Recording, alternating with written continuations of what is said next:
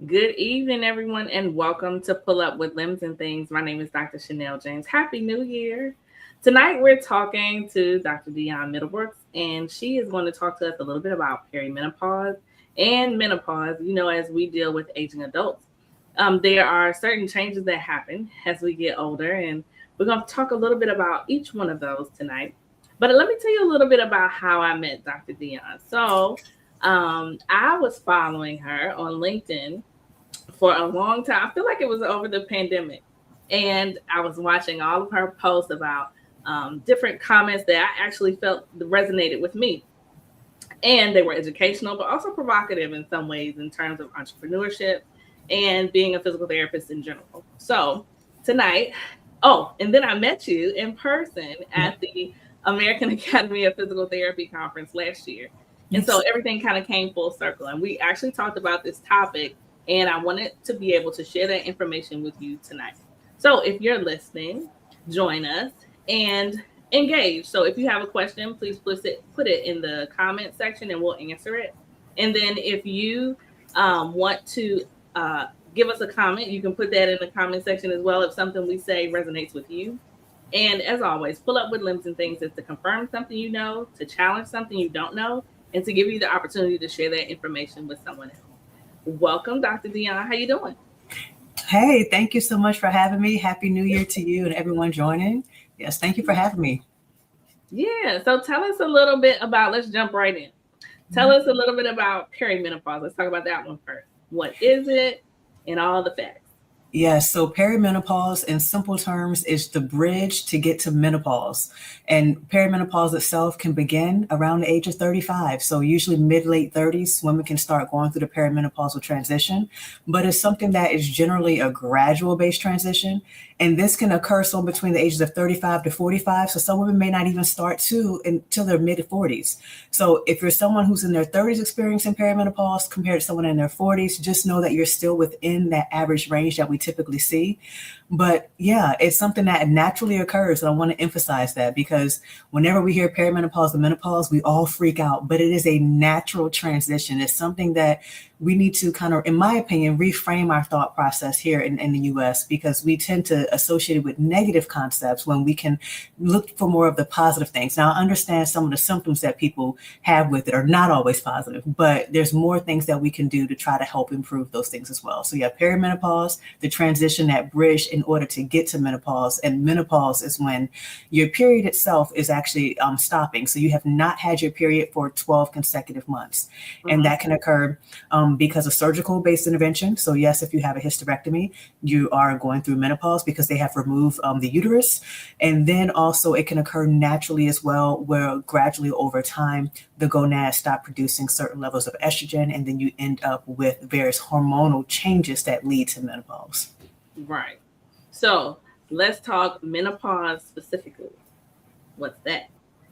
Yes. So menopause, like I mentioned, is that true moment in time where you have not had any menstruation for at least 12 months. Menopause, however, can be abrupt with surgical intervention. So if you're someone who's had a hysterectomy, you have officially entered into menopause. Even if they leave the ovaries, now because you have impacted the ovarian and the uterine-based connection, you still would enter menopause immediately with surgical-based intervention. Now, naturally, 12 months without a period, now you've at menopause, you have gone through menopause pretty much immediately. Now you are post-menopausal. So even if you get to month 11 and all of a sudden month 11, your cycle pops up, I'm sorry, you have not officially gone through menopause yet. The entire calendar starts over. So now you're counting starting with month 1 all over again, just to see how long you go without that period. So yeah, so cessation of your menstrual cycle for 12 months for more of natural-based menopause compared to that of surgical menopause, which is an immediate removal of the uterus, which results in that immediate abrupt change. Gotcha. Okay. So we talked about perimenopause and menopause. There's one that is specific for men. It's called andropause. Can you talk to us a little bit about that? So with andropause itself, this is where we start noticing the changes in more specifically the male hormones, which is related to testosterone, and it does decrease. Now, some of the changes that women go through are much earlier compared to men. Women, we start noticing changes in our 30s. Men start noticing certain changes more so in their early mid 50s. So there is that imbalance as well. And generally speaking, with the changes with testosterone, they start having decrease in muscle mass. They start having decrease sometimes in libido. It can be a common time for erectile dysfunction to occur as well. So those are some common symptoms with andropause. Also, with andropause, it is not uncommon because of some of the hormonal changes and anatomical physiological things that occur with men, it's not uncommon for them to also have enlarged prostates, which can also cause some other issues related to urination as well. Well, we all go through it, whether we are male or female, as we get older. So thank you for sharing about the specifics of each one of those. So let's talk about perimenopause. There seems to be a lot of conversation here lately in younger women, probably a little younger than us, in experiencing perimenopause. I think some of it is generational, where we get to the point where we didn't talk about certain things. And now we're to the point where, yes, we're going to talk about this so that everybody gets the information. And so that's what this platform is about tonight. Tell us a little bit about perimenopause, when it begins and what we can expect, and who should know about it first. Yes, so perimenopause begins between the ages of 35 to 45. There are some women who will begin it a little earlier, and there can be hormonal factors, lifestyle factors that dictate that. But generally speaking, between the ages of 35 and 45. Now, if you are 35, I'm not saying that you're entering the perimenopause right this moment, okay? But somewhere within that age range is when you start noticing women having higher levels of estrogens that have decreased itself, when they start noticing that fertility is declining, ovulation is not as consistent. They start having other symptoms such as hot flashes, some of what some people may call like the mood swings, increased anxiety, brain fog. Those different symptoms can actually occur in perimenopause. And perimenopause, being that bridge to menopause, this is your body's preparation for it to complete the transition of your menstrual cycle ceasing. However, all those symptoms I just mentioned do not have to be your reality. Okay, it does not have to be your reality. And I do want to kind of take a moment to go back as well. If you were someone in your early 30s and you were experiencing some of the symptoms that I just mentioned, I encourage you to reach out to your gynecologist, reach out to an endocrinologist, so that way you can undergo necessary testing just to see where your ovarian reserve is, because our ovarian reserve does decrease tremendously in our 30s compared to where it was in our 20s. However, anyone who actually enters into menopause before the ages of like 35, that is concerning. So we want to at least know what is going on with your body, where you are, because it can have significant health impacts for you long term. So if you're noticing that, hey, my cycle's inconsistent, let's get to the bottom of it. It may not be perimenopause, but it may. Either way, your cycle is a vital sign. So if you're still within your fertile window, we want to make sure that you're tracking your vital sign, your cycle, and that you also are that you know what is normal and abnormal with that as well. I'm glad you mentioned that. There's not a specific test, is there, to determine if you're in perimenopause? No, so there's no specific test to determine whether or not you're in perimenopause. However, some providers will actually test for your AMH levels, which can give you more information about your ovarian reserve and let you know where you sit as far as fertility goes. So if your ovarian reserve is much lower based upon what it should be for your age, then we know that fertility has declined, and that could be indicative of perimenopause. We cannot say definitively, but it could be indicative that you are entering into perimenopause and potentially nearing menopause as well. But even with that, our hormones shift so much throughout the month in itself. So because our hormones are constantly fluctuating, even on a day-to-day basis, we don't have one definitive test, because they can test you one day for your hormone levels and it'd be completely different when they test you just in a couple of days.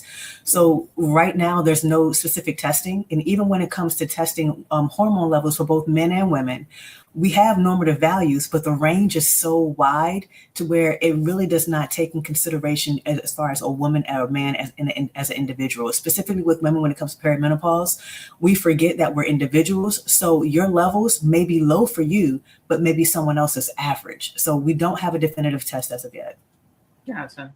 Okay. So the AMH levels and checking your ovarian reserve is important for knowing kind of where you stand Yes. in terms of your fertility and the details of your cycle. So that's good to know. And we should consider perimenopause between 35 and 45. Am I right? Yes. Yep. Okay. Perimenopause range 35 to 45. That's the range where it starts. So that Right. is the average. Mhm. So it could be before or a little after that in terms of you, because everyone is an Yes. individual. Okay. So let's talk a little bit about menopause. Mhm. So with menopause, you already heard me say, if you haven't had a period in 12 months, congratulations, you have gone through menopause and now you are postmenopausal. And the reason why I say congratulations is because we should really consider these the golden years, and not golden years like you think of the golden girls, okay? However, they were living their best life.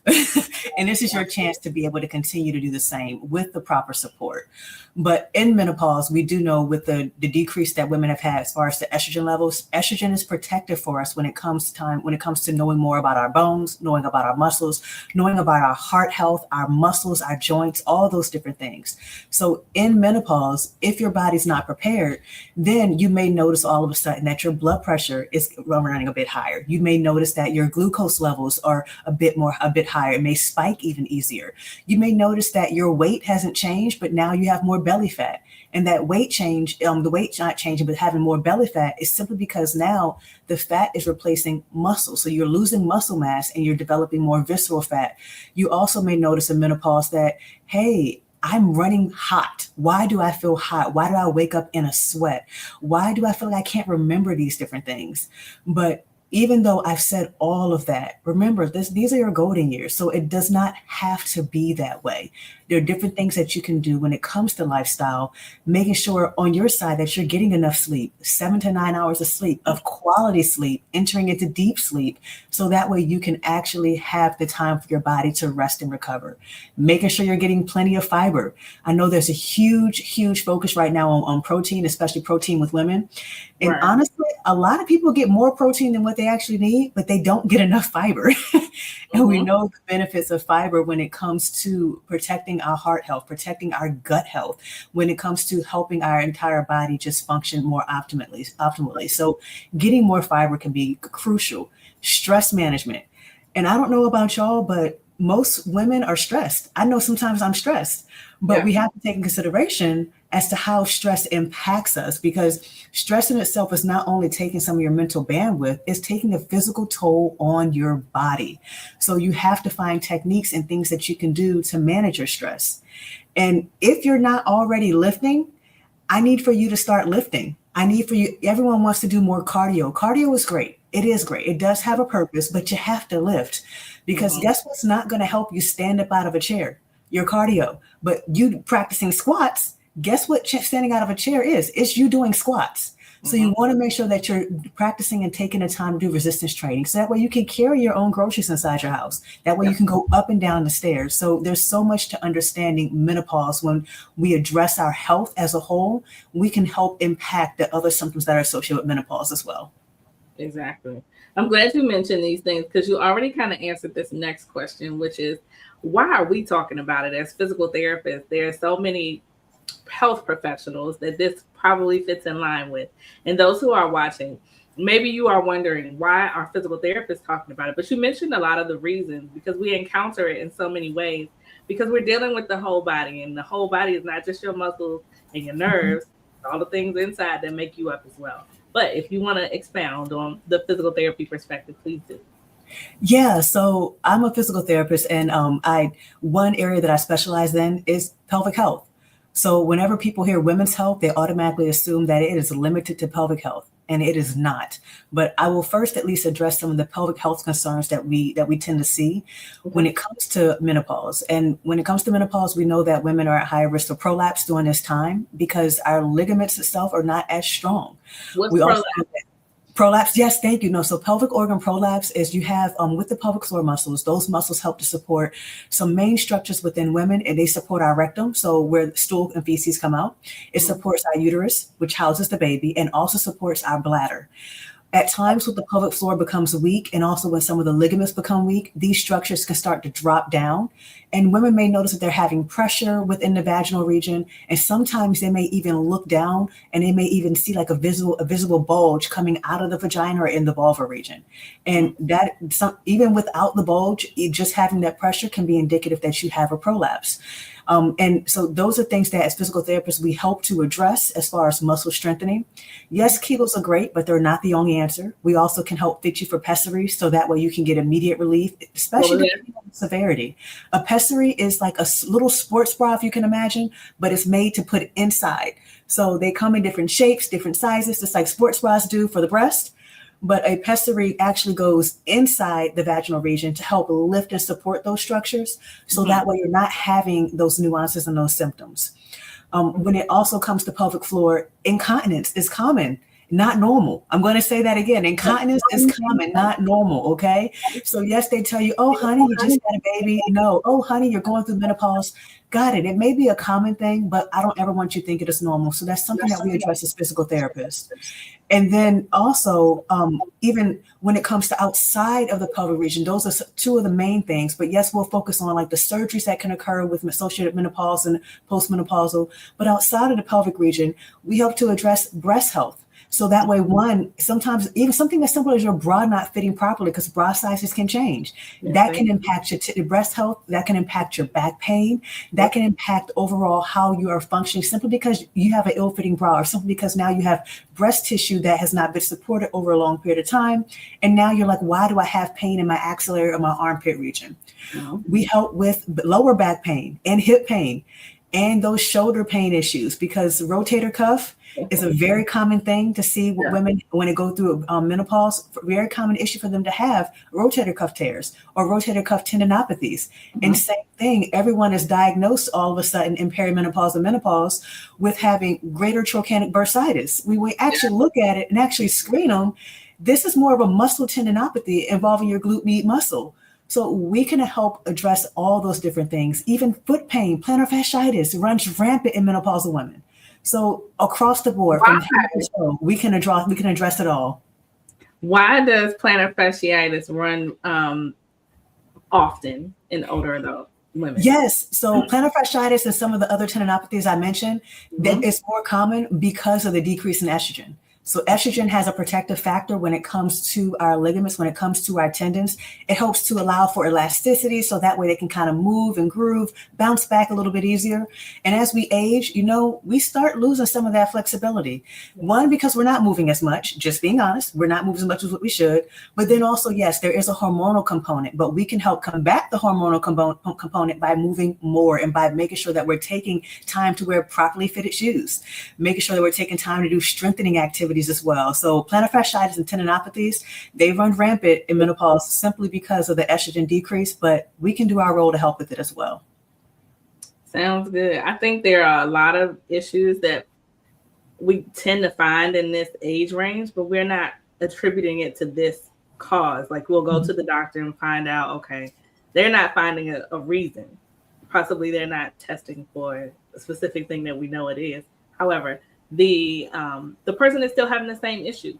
And I think it's important that we iterate to you tonight that physical therapists can help with any movement issue. So if it's any of the ones that she listed, any of these other things, whether you are someone who has just experienced an injury, anything like that, it's important to see a physical therapist because we really are the movement experts. Yes. So we have a couple of comments. I'll let them show, and then there's some questions here. Thank you for watching. And thank you for watching too. Let's see. Okay, so we have a question here. It says, anything that can happen to minimize perimenopause? You touched on it a little bit. Yeah. Let's move into it.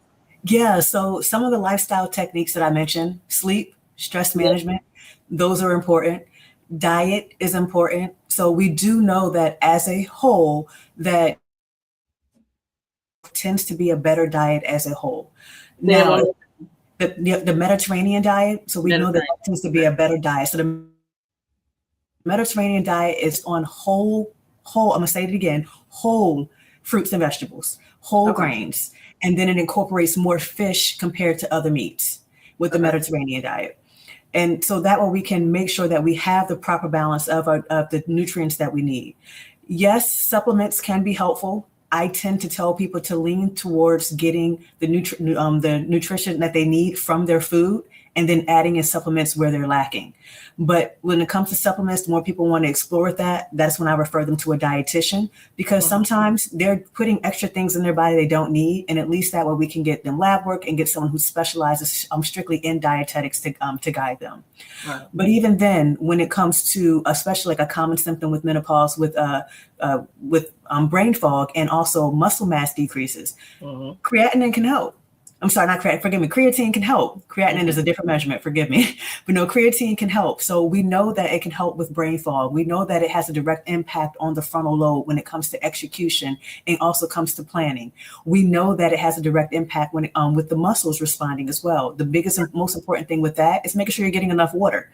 And most people in general don't drink enough water. What's and the question I always get is how much is enough? Will you get ready to ask me that? Yes, you know it. So that's a trick question, because we generally say, yes, you've heard people say, I need 8 cups of water a day. That might be a good place to start for some, but it may be too much for some and not enough for others. Right. So if you look at your body weight and you take half your body weight in fluid ounces, that may offer you a better place to start. But there's some caveats that go along with that. You have to consider your body composition. So when it comes to fat versus muscle, we know that people who are with more muscle mass may need more water. So be mindful of that. When it comes to the environment that you're in, if you're in a climate that is more dry, you may need more water. If you're someone who's exercising a lot, you're going to need more water. So generally speaking, when it comes to seeing if you're getting enough water, I tell people, look at your urine. If you look at your urine and your urine is a light pale yellow color, then you know that you're well hydrated. You also should have to pee somewhere between 4 to 5 times during the day, not going every single hour. That's a different issue. But also you shouldn't have long breaks where you're going 6 to 8 hours in between. So during the day, somewhere between like 4 to 5 times, maybe even a little bit more if you're drinking more water. So just be mindful. You can look at your urine to tell you whether or not you're hydrated. You can also look at your skin. You can do a simple pinch test where you just take your fingers and pinch the skin.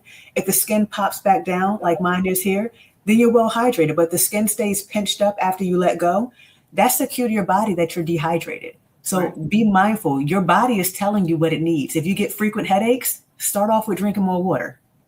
Yeah. Very good. Very good. And then I did not mention this with perimenopause. I went off on my lifestyle tangent, but hormonal replacement therapy is a valid option for a lot of women. I want to make sure I emphasize that, because this is something that's thankfully gaining more traction.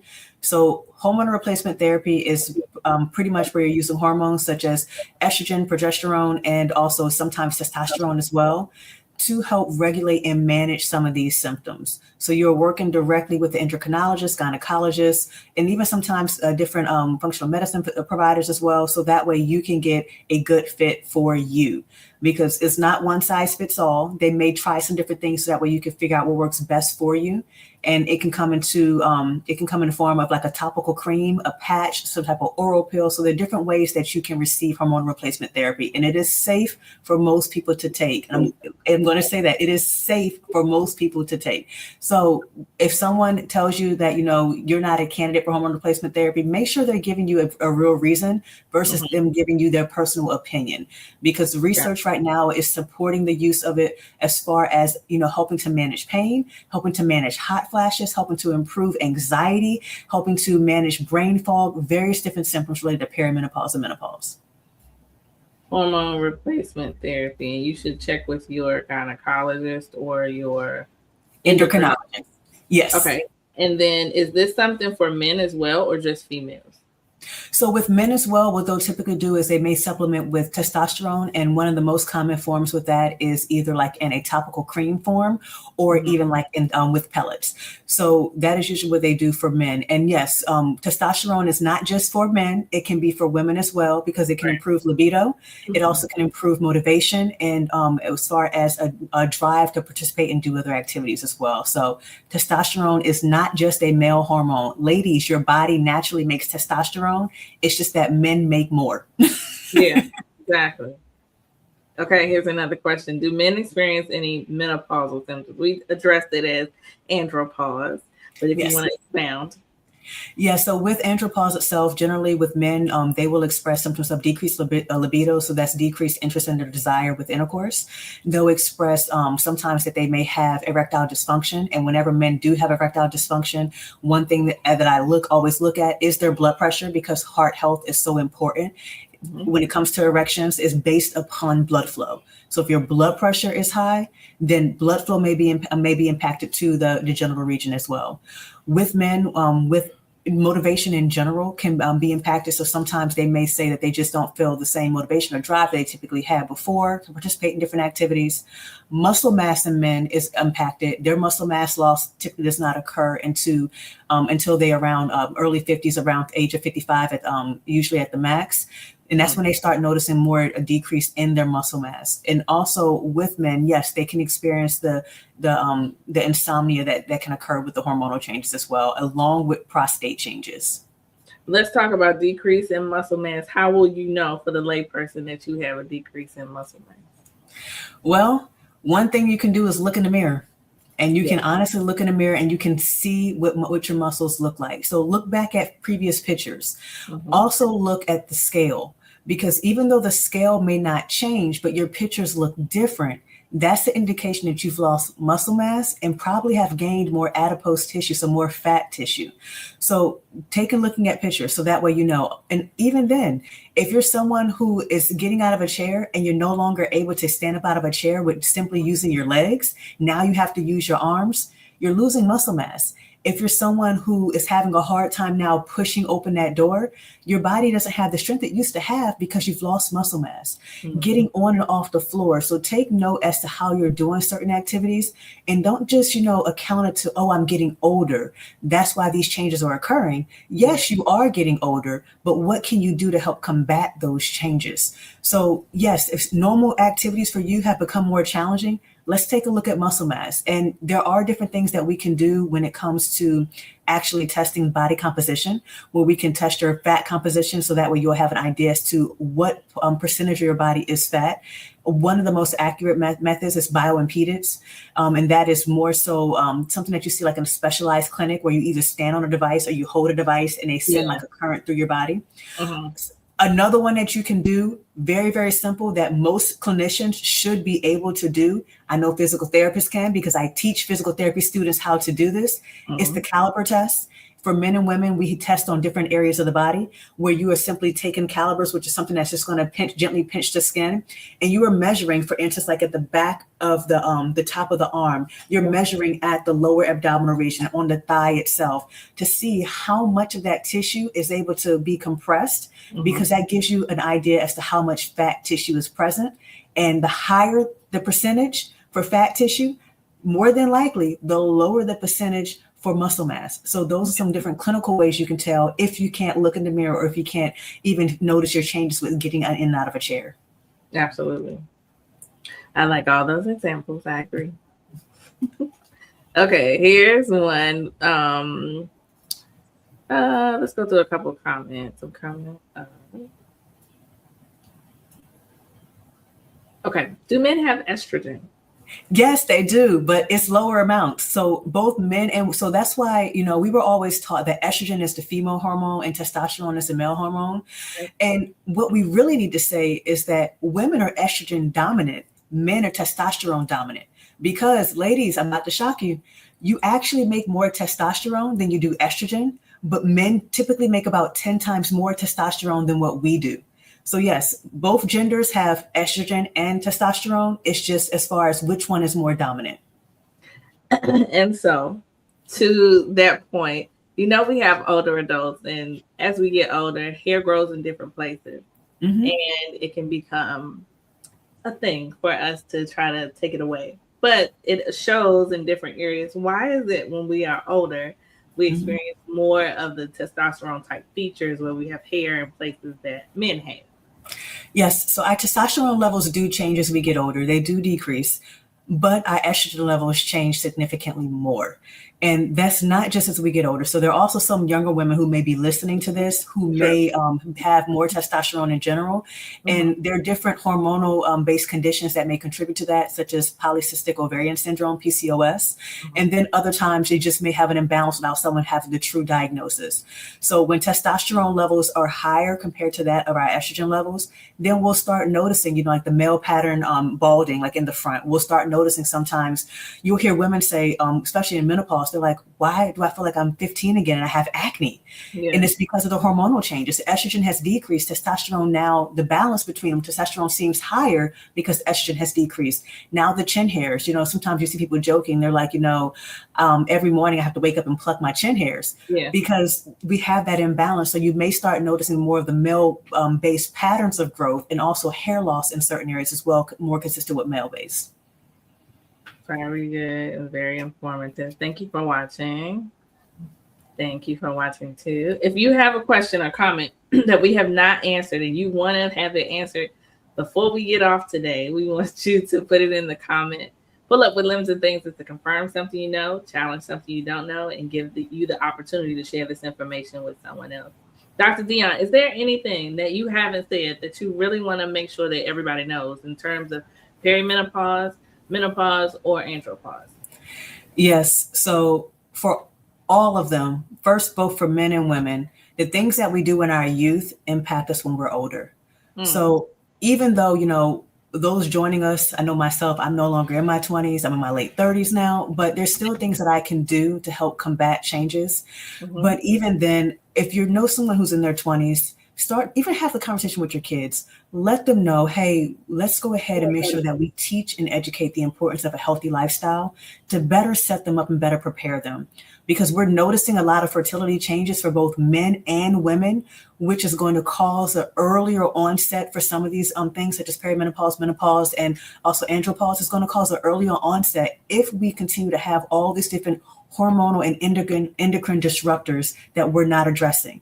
And a lot of them we can address. I understand we can't always change our environment, but we can adjust how we sleep. We can address how we eat. We can address our physical activity to better prepare our bodies for when we're 80. Because jokingly on social media, someone asked me, what are you training for? One, I'm training so that when my kids beat me in a foot race, they will have known that they've earned it. And then two, I'm also training so that way, 50, 60-year-old Dionne is still able to be able to run and jump. That way, when I have grandkids, I'm able to get on and off the floor with them. And I'm not feeling fragile, because we tend to think that our elders are fragile and that they're feeble and that they're weak when they may not have been afforded the same opportunity or same knowledge. So now that we have the knowledge, let's pour into them and pour into the younger generation so we can all be better prepared to make these different transitions that occur, because this is a natural part of life. It is a wonderful part of life, and we want to make sure we embrace it by just simply preparing. Absolutely. So let somebody else know who's younger than you. Is that a good summary? Yes, it is. So tell me, I just have a question in terms of those who have had children, those who have not. Is there a difference in terms of going through each of these phases? So right now, to my knowledge, based upon the research, there is not a difference. We're going through the phases. We do, however, notice that with certain health risks, when it comes to increased risk of stroke, heart attack, those different things, that women who have breastfed in the past, that they tend to have more protective factors when navigating some of those risk factors. So that is something that we do know when it comes to pregnancy, specifically related to breastfeeding. So breastfeeding is important for both mom and baby, not just baby. Right. When it comes to men, that one I do not have much knowledge of as far as whether or not it impacts their ability as far as how they transition. But we do know that generally speaking, men remain fertile much longer. So if fertility in men is impacted at an earlier age, then we need to get to the underlying reason as to what's causing the endocrine disruptors for them, because that is definitely something that we do not see with men. Because women, we lose our fertility earlier. Men, we know they remain fertile. They're able to usually produce sperm much longer compared to women, even if the sperm itself may not be vital. So they're usually able to still produce much longer. Right. Okay. I know we answered this, but if you don't mind. So is perimenopause before full-blown menopause? Yes, perimenopause is the bridge to menopause. So the perimenopausal phase can occur somewhere between 7 to 10 years before you actually go through menopause. The average onset of perimenopause is between the ages of 35 to 45. So that's a 10-year gap, and that's just the average onset. Most women would have gone through menopause by the age of about 55, so early mid 50s. With menopause, menopause is when you have gone without menstruation for 12 months. You also can undergo immediate menopause following a surgical procedure. Now, with that being said, if you have gone through menopause and you have not had a period in 12 months, and I bring this up because it just came to my mind, I've had someone 65 before tell me, oh, I'm noticing bleeding. That is not normal, and that warrants an immediate visit to your provider, because once you stop your menstrual cycle, you should not restart vaginal-based bleeding. That is a concern for something else, potentially cancer. So please make sure that if you know someone, share that information. Absolutely. Speaking of the men who experience perimenopause with their significant others, do you have any advice for them? Be gracious and be mindful. She's going through a transition that she may not fully understand, that she may not have received education on. And this is a time where you can gracefully help and assist, where you can gracefully, and also make sure you know your partner's personality as well, as to how you should best approach them. Mm-hmm. Because a lot of times it is very frustrating when you are used to functioning at your best, and all of a sudden now you can't remember where you put your keys. That can be very frustrating. And it's not always a sign of dementia. Sometimes it's simply just a lot is going on, the hormonal transitions. So what can you do to help and support? Can you have the conversation as far as, hey, God, I noticed that you're having hot flashes. I'm noticing that you're saying this. I'm noticing that, you're saying that you're unhappy with some of the body changes. What routines can you help implement as her support partner? So that way now you all can do together. So resistance training can help with hot flashes. Are you able to motivate her to do resistance training with you? I'm not at all telling you to load the rack up and make her do 800 squats, but gradually introduce her to it. Yeah. Are you able to, and make an environment where she's able to sleep better? Say, hey, honey, maybe you should put your phone down. We're probably going to be heading to bed in the next hour, and we know that you're going to sleep better if you don't have that blue light exposure right before you go to bed. So giving them grace, and also looking for different ways that you can help support them by you initiating some of those routine changes. Awesome advice. Okay. How can patients convince providers to test for PCOS or other peri or menopausal symptoms? So with PCOS itself, there is not one definitive test. Generally speaking, with PCOS, women are diagnosed when they fall into, when they have certain symptoms and they check certain boxes. Mm-hmm. PCOS is a syndrome. So we currently do not have one test just to say, yes, you have it. But if women are noticing that they have irregular cycles, irregular menstruation, if they're noticing that they have a hair growth in a male pattern, hair loss in a male pattern, acne, the skin changes. Sometimes you may notice also as well that with the women that they have higher levels of glucose, so they are insulin resistant. Those are generally signs that a woman may have PCOS, and they will test for, and they will actually diagnose based upon that criteria. You do not need the criteria as far as them doing an ultrasound of the ovaries, where they actually see what they call the pearl necklace, which is pretty much follicles that have, like, if you can imagine, like little bubbles that appear on an ultrasound, and you will have several. We no longer use that as the strict diagnosis for PCOS. So it is possible for someone not to have any of those cysts, as they will call them, or those follicles on an ultrasound, but to check off all the other boxes. And then at that point, for them to receive the diagnosis of PCOS. So if you're noticing those symptoms, bring them up to your provider. If you're not having a period, your period should be occurring roughly every month, and it should happen within 2 to 4 days of the previous period. So let's say most people are not the typical 28-day, but let's say, you're someone who have had their period 31 days, and the next month it comes at 33. That's what I would expect. But if you're someone who has their period, 31 days, and then all of a sudden it's been 62, that's too long. Let's figure out what's going on. And if you're not having a cycle as you should, speak with your provider, because your cycle is a vital sign. It's not always PCOS. Sometimes it's that we're not getting the proper fuel or nutrition for our bodies. Sometimes we may have Of course, with birth control, that can impact as well. But even other times, it can be stress, it can be lack of sleep. Other factors can impact your menstrual cycle. So if you're not having a normal menstrual cycle, that's step one into you figuring out what the cause of it is. So having that conversation with your provider. And then I know someone also mentioned like advocating. Sometimes advocating means that you have to find a new provider. And that's just what it is. If your provider's not listening to you, sometimes you have to go find someone else who will listen to you. Just remember that when it comes to healthcare in our country, as the patient, you are the customer, and the customer has the right to choose who they see.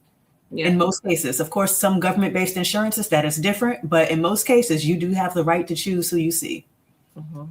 You answered this next question. How can someone advocate for themselves if they're being dismissed at the doctor? Yeah, absolutely find another provider. Okay, I think this was informative, and I think it has helped us a great deal to know the difference between the two. If you have a question, and I see one. Okay, I'm going to show it in just a moment. Okay, how can the patient help with menopause and hypothyroidism? Is that how can patient or how can PT? I want to make sure I get it. Yeah. Can you clarify for us? Maybe it's PT. Okay. Yeah. So first thing I want to say when it comes to this is that I cannot prescribe you medications to battle or combat menopause or hypothyroidism. But what I can do is I can help treat some of the symptoms that go along with it and also help develop a regimen that works for you. Generally speaking, with hypothyroidism, we know that weight can be a concern. So we can definitely help with the weight management aspect. We can definitely help with you improving some of your lab values through proper nutrition, through exercise, and getting you on a proper exercise prescription and regimen. So that's one aspect where we can help. Also, when it comes to hyperthyroidism and menopause, we know that both of those are going to impact your muscle mass and your bone density. That is where we come into play. That is our goal when it comes to being a preventative and also rehabilitative based provider. If you've already been someone who's already experiencing or suffering from those symptoms, so we can help you to improve your bone density and muscle mass to get you started with that. Sometimes with my patients, well, I'm not going to change that. I'm actually going to say a lot of times with my patients, I'm the person who's referring them to who they need to see, because they'll come to me with all these symptoms that everyone else has ignored. And as the physical therapist, I'm the one putting all the pieces together. And then at that point, I'm making the referral saying, here's what I can do, but here's also how you would benefit. And let's talk with this provider to see if hormonal replacement therapy is something beneficial for you. When it comes to the thyroid issues, thyroid medications at that point are going to be lifelong, but make sure that you have an endocrinologist that understands how it impacts other systems as well to see if we need to adjust those medications. Very good advice. Very good advice. I hope that has answered your questions. Thank you all so much for joining us. Dr. Dionne, do you have a final thought you want to give us, and how can we connect with you? Yes. So my final thought is, someone put it in the chat and I'm going to say it again. Your menstrual cycle, your period, is a vital sign. So whether or not you are just now starting menstruation, whether or not you have been menstruating for years, you're going through perimenopause, or even if you've already gone through menopause, your period is a vital sign. So of course, through menopause, you're not going to have that period, but share that information with someone else, because we want to make sure that we can do everything we can to protect and also help to better prepare the next generation. That is always the goal with education, to make sure the next generation is better prepared than what we were. So if you want to reach out to me, I can be reached on several different platforms, but the easiest one probably would be Instagram, and I can be found at Reign, spelled REIGN, pt.wellness. So that's probably the easiest one, but I have that. I have my TikTok, because everyone has to do TikTok nowadays, and then I also have the Facebook page and my YouTube page. Yes, and Dr. Dionne is in Georgia. Tell us where you are in Georgia. You have a physical location now. Congratulations. I do. Yes, I do. So I am based out of the Metro Atlanta area. I service a large portion of the south side of Atlanta. So specifically my new office, my new clinic, we just opened up. We just had our first patients in the new clinic in McDonough, Georgia. And that was yesterday where we just had our first patients in clinic. Prior to then, for the past 3 years, I have been strictly mobile, but I will be continuing my mobile services as well, in addition to in-office, because there is a huge need for mobile. So I do cover a large portion of the South region of Atlanta in the metropolitan area. Awesome. Okay, there was one more comment. How to decrease stress. What is your Yes. advice? Yes. So first and foremost, figure out what you can take off your plate, because Mm-hmm. everything that's on your plate is not something that needs to be there. That's the first thing. And then don't, forget about basic things such as breathing. We have amazing research that indicates that proper breathing supports your nervous system. And if you learn how to breathe to calm your nervous system, then you're able to help decrease stress with that. Simply breathing for 5 minutes, even finding like a dark space where you're able to kind of reset, can be very helpful. So when it comes to breathing, since you brought it up, we're going to talk about it really quickly. Most people don't know how to breathe, and At we have all. to teach them how to breathe, because Mhm. everyone takes a breath like this. I'm sure you've seen Oh it. yeah. Oh yeah. And when you take a deep breath, if you're taking a breath like that, you're not properly using your diaphragm. You're not going to get the full benefit. So you want to make sure that you get true expansion of your tummy. So when you inhale, your tummy should actually move out a little bit. Your ribs should actually move out as well. And then when you exhale, things should go back down. But taking time to do slow, deep breathing. And we even know that when we extend the period of time where we're exhaling, so if you take a breath in, and you're inhaling for about 2 to 3 seconds, and then you exhale for a longer period of time, let's say 5 to 6 seconds, we know that that can directly impact your parasympathetic nervous system and allow for your body to calm as well. So breathing, don't discount it. But first thing I tell everyone is figure out what you can take off your plate. Because a lot of times we're trying to juggle too much and we're just trying to be Superman or Superwoman. And it's not the best thing for us. So figure out what you can take off your plate, incorporate breathing, go outside. You need vitamin D. Vitamin Yeah. D from a supplement is great if you need it, but the best way to get it is from the sunlight. And we have a lot of research that supports that being outside in the sun, in greenery, in nature, can help to decrease and improve stress levels, can help to improve mood as well.